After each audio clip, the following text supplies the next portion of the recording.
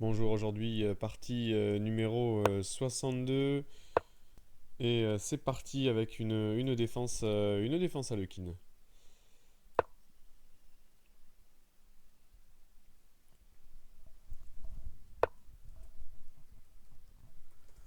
Avec C4, ici et donc une variante, la variante classique. La variante classique. D6, je vais lui donner le lien de ma chaîne. Alors, c'est justement ici où on peut reprendre avec le pion E le pion C. J'ai envie de reprendre avec le pion C.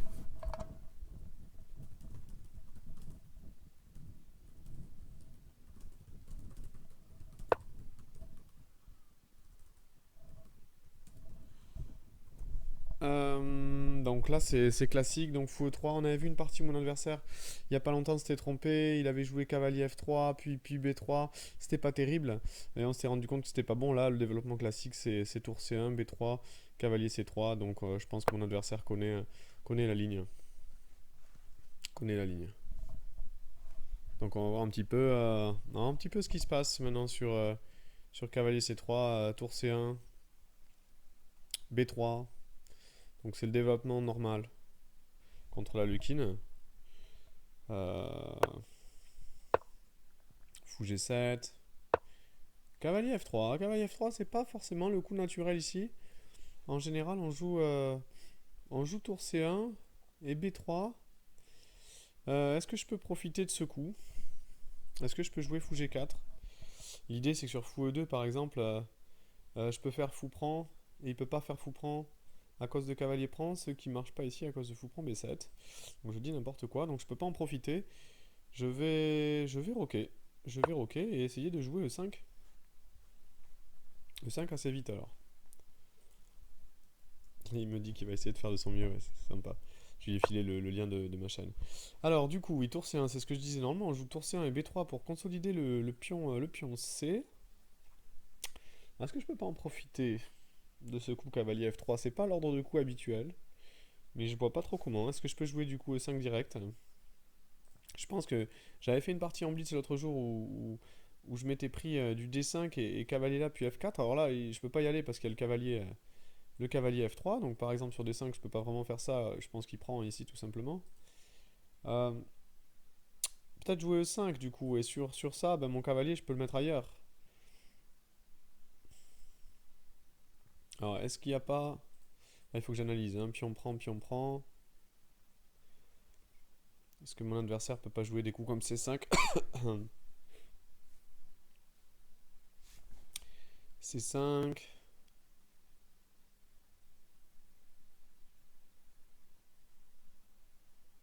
C5, et je peux pas jouer cavalier D5, donc je joue cavalier là.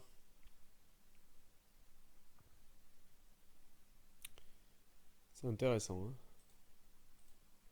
Normalement, le cavalier est là dans la ligne.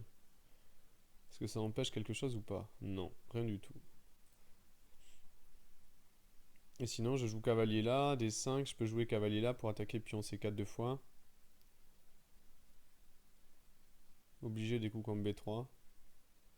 Je sais pas si ça m'apporte grand chose quoi. Non, je pense qu'il faut jouer E5 ici. Donc pion prend et je m'attends à C5. Alors est-ce que du coup il a gagné un temps par rapport à la ligne normale? Peut-être, puisqu'à la ligne normale il y a B3 et cavalier C6 déjà de positionner. Donc normalement on est comme ça et le cavalier est là. Est-ce que du coup il a gagné un temps? C'est possible, hein. J'ai pas peur de fou prend qui me double les pions parce que bah, du coup mes pions doublés, bon ok ils sont faibles, mais en même temps, parce qu'il peut faire par exemple dame prend, tour prend et fou prend, mais bon du coup il perd la paire de fous. Un fou noir important, c'est pas à mon avis dans son intérêt, même si j'ai des pions doublés faibles, j'ai quand même un dynamisme avec ma paire de fous et puis une colonne ouverte ici. Non, moi j'ai plus paire de coups comme C5, où mon cavalier peut pas aller en D5, donc je joue cavalier D7, et j'ai mon fou un petit peu bloqué. Donc dans ces variantes, bon, il faut assez vite essayer de jouer B6. Sauf qu'il peut jouer assez vite A4, B4, donc je peux jouer A5. C'est assez complexe. Je connais, j'avais vu vite fait des lignes dans cette position où il peut y avoir une liquidation. Ah bah du coup, il profite du fait de ne pas avoir joué B3, vous voyez, pour jouer Dame B3. Est-ce que ça apporte quelque chose, quoi? Est-ce que ça apporte quelque chose au blanc? Si ça apporte quelque chose au blanc, ça veut dire que l'ordre de coups que j'ai choisi est pas bon. Donc là, c'est intéressant hein, de voir. Est-ce que je joue fou6? Fou6 ici, pour empêcher C5. De toute façon, sur C5, je vais avoir fou E6 maintenant, quand même. Alors, est-ce que je crains surtout? Est-ce que je crains fou prend? Parce que là, il menace peut-être des choses comme ça. Tour D1, cavalier, cavalier. D5 très rapide. Est-ce que ça peut être embêtant ça? Est-ce que je joue cavalier C6 dans cette position? Avec la menace cavalier A5. Est-ce que c'est vraiment une menace d'ailleurs, cavalier A5? Puisque j'aurai dame B4, attaque mon cavalier, défend le pion. Je suis pas sûr que ce soit une vraie menace. Par contre, je peux jouer peut-être cavalier pour cavalier D4. Ça peut être intéressant. Ouais, je vais jouer ça. De toute façon, là, je pense que il faut jouer actif dans cette position. Très actif. Faut vraiment pas perdre de temps. C'est pas grave si je me fais prendre des pions doublés ici et puis cavalier D5. Pardon, cavalier D5, son idée d'attaquer ici parce que il y aura une pression peut-être ici sur le pion A2 et peut-être aussi que je vais pouvoir sauter en D4. Il faut jouer vraiment actif. Normalement, dans cette position, on est comme ça et là, les blancs ont B3. Et c'est à eux de jouer. Donc là, je sais pas trop ce qui se passe. Voilà. Donc ici, il joue pour l'activité sur la case D5. Moi, je vais avoir la case D4 en contrepartie. Il a pas roqué, hein, donc voilà, il faut pas qu'il fasse de bêtises. Est-ce que je fais dame prend? Est-ce que je fais dame prend? Alors l'idée, dame prend, pion prend. Je pense que l'idée donc des blancs, c'est jouer cavalier B5 avec une pression ici. Sauf qu'ils peuvent pas le faire de suite à cause du pion A2 qui est en prise direct par la tour. Donc il faut qu'il commence par jouer A3. Ouais, je vais avoir quand même des compensations liées à ma paire de fous. Donc j'hésite. Après, l'autre possibilité, c'est de reprendre avec le pion. Peut-être il veut jouer tour B1. Je vais jouer cavalier D4. C'est intéressant, la dame est attaquée. Peut-être il peut y avoir des cavaliers échecs après, c'est quand même embêtant, faut qu'il fasse attention.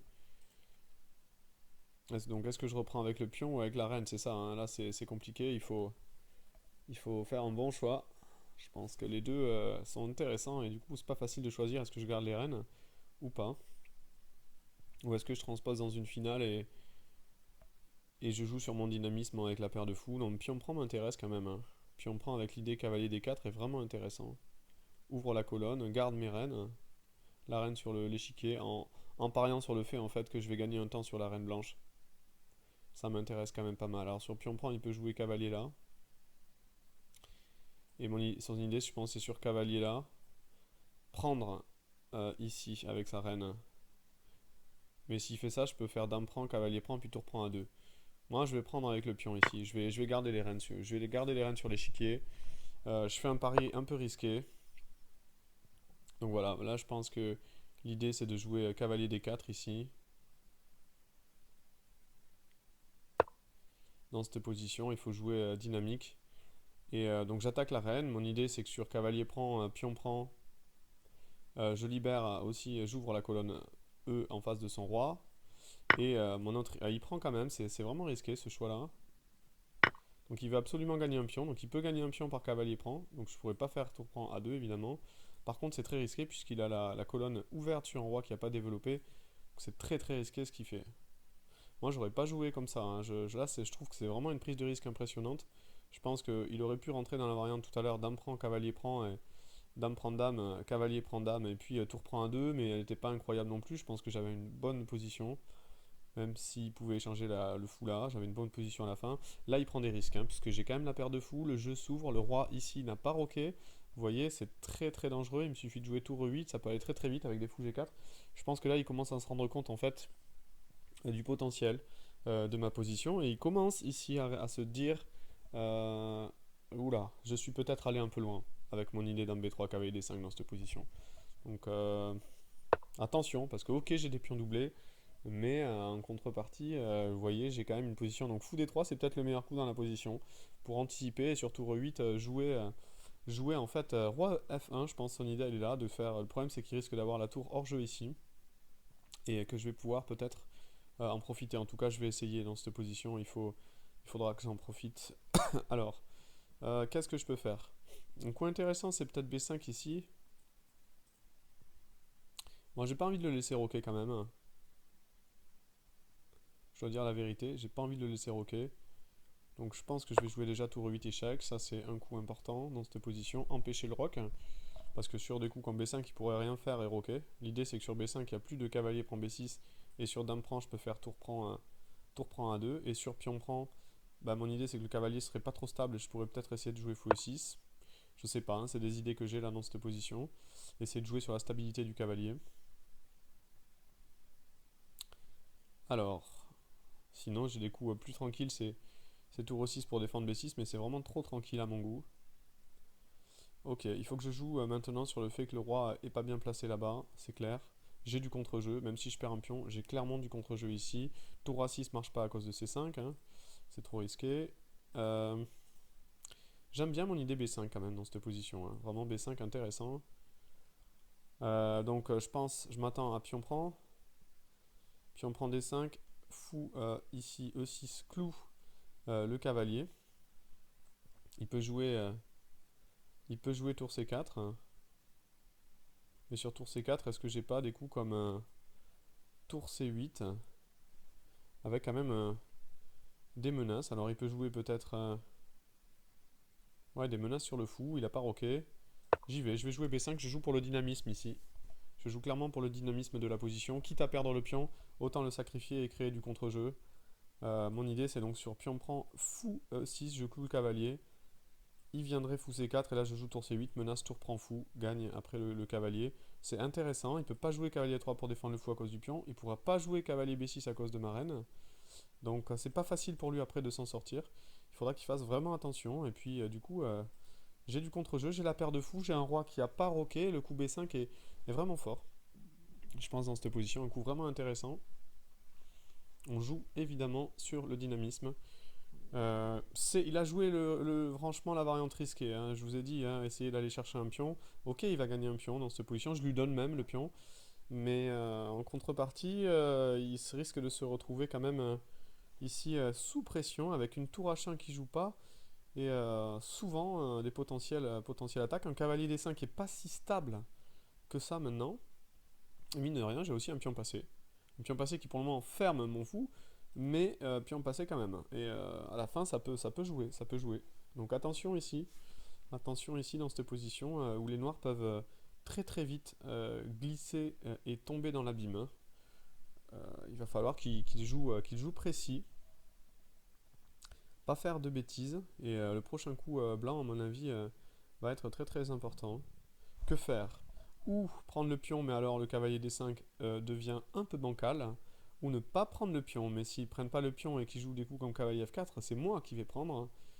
Et bon, ils peuvent faire ça avec une pression peut-être sur F7, mais peut-être le coup cavalier F4, mais le problème sur cavalier F4, je viens de voir, c'est qu'il y a peut-être fou H6 avec un clouage sur le cavalier et le fou. Sinon, ça pouvait être intéressant peut-être. Mais ça marche pas. Un cavalier B4 alors. Cavalier B4 qui a l'avantage de tenir à 2. L'idée c'est que sur pion prend, fou prend, il prend. Mais bon, c'est risqué. Je vais continuer avec mon coup fou. Fou aussi ce que je disais. Ici, jouer tour C8, je pense. Et jouer sur le dynamisme de la position. Alors, j'ai aussi des coups comme dame A5, intéressant aussi à analyser. D3 aussi est intéressant. Ici. D3 est vraiment intéressant aussi. L'idée de D3, c'est que sur Dame prend, ben, il peut se prendre des fous prend B2, puis il est aussi cloué. C'est intéressant. Sinon, je joue tour C8 comme je voulais faire initialement. Alors, sur tour C8, il va enlever son cavalier. Euh, Peut-être jouer cavalier B4 pour peut-être revenir en D3. Ou cavalier F4, mais il faut pas qu'il prenne des clouages.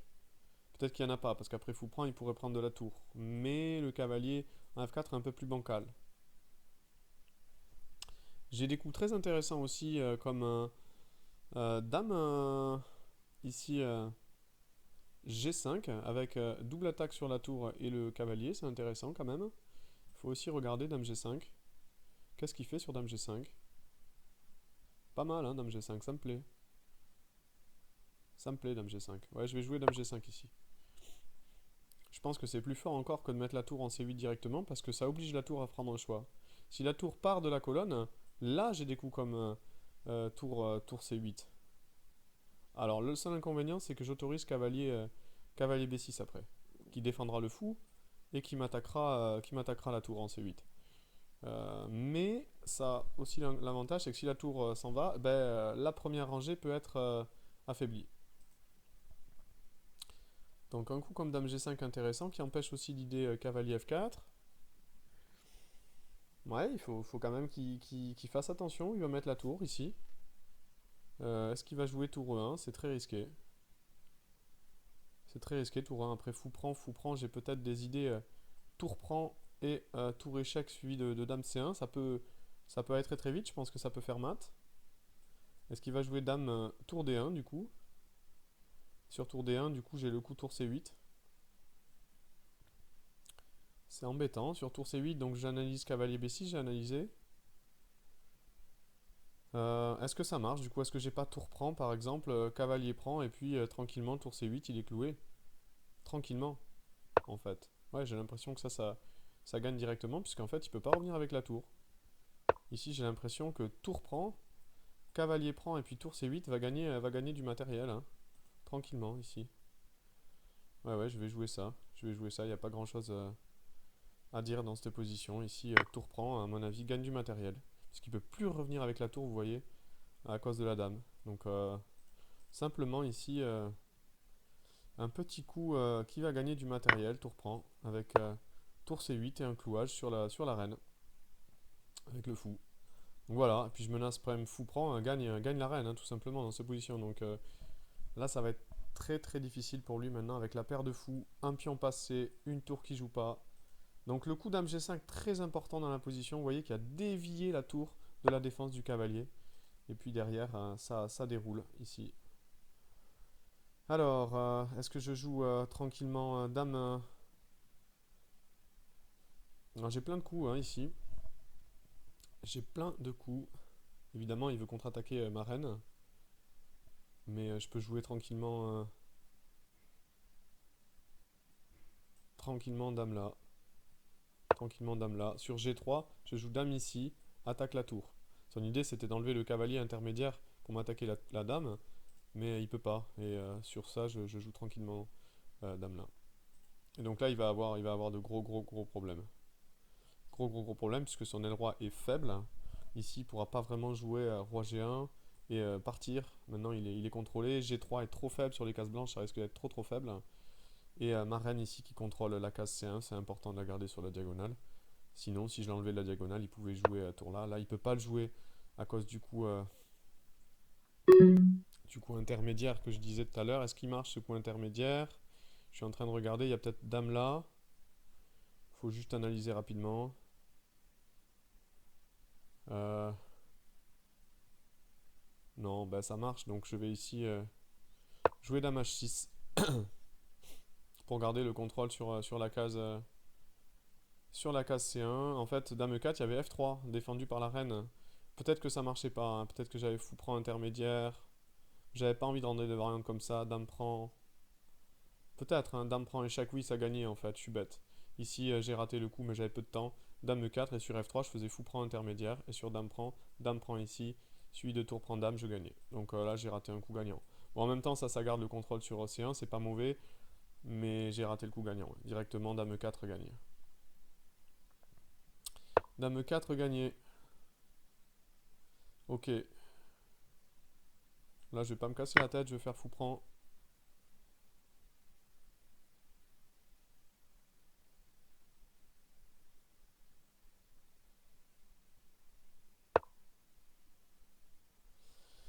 Fou prend. Suivi de quoi?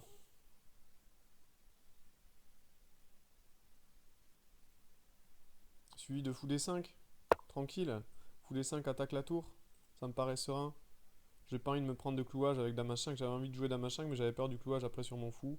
Faut jouer tranquillement là, sur le fait que la tour est mal placée ici. Et puis garder le contrôle sur la position. Maintenant, je joue Dame H5. Parce que la tour est sous pression, il peut pas jouer tour C1.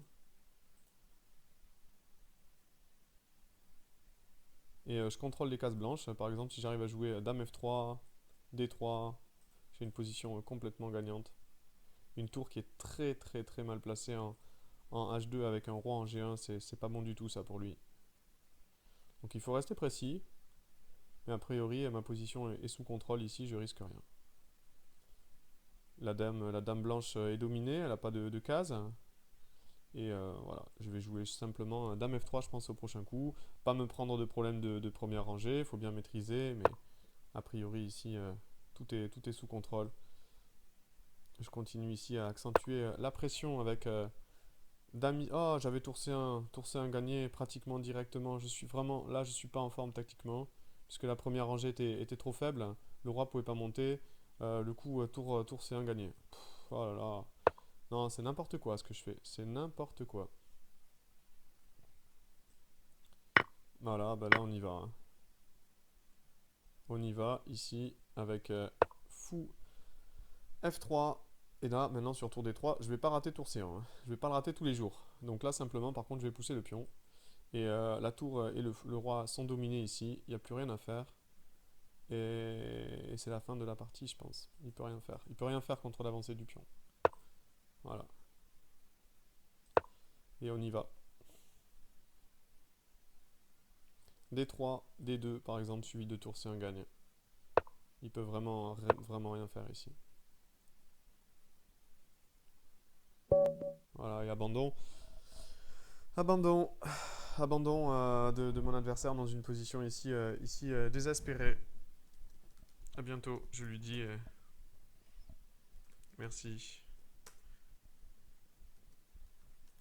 Tu retrouveras les commentaires sur la partie dans 5 minutes.